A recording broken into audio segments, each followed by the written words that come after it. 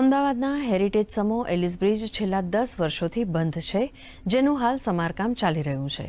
આ કામ માટે સ્વર્ણિમ જયંતિ મુખ્યમંત્રી શહેરી વિકાસ યોજના અંતર્ગત ₹32.40 કરોડ ફાળવવા માટે સૈદ્ધાંતિક મંજૂરી અપાઈ હતી।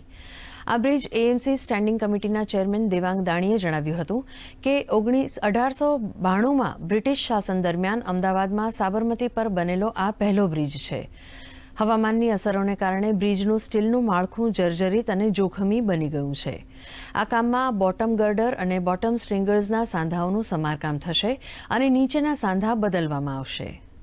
એક મજબૂત બ્રિજ હતો, પરંતુ કાળક્રમે આપણે વાત કરીએ કે અનેક દશકો પછી નદીની અંદર જ્યારે પાણી આવે ત્યારે એલિસ બ્રિજની અંદર જે લોખંડ જે હતા, એના સ્પાન હતા, એ ધીમે ધીમે ઘટાતા ગયા। તેની સ્ટેબિલિટી સામે પ્રશ્નાર્થ ઊભો થયો ત્યારે એલિસ બ્રિજ એ વાહન ચલાવવા માટે બંધ કરવામાં આવ્યો અને પેરેલલ બીજો આ બ્રિજ એના ઉપર બાજુમાં વિવેકાનંદ બ્રિજ બનાવવામાં આવ્યો।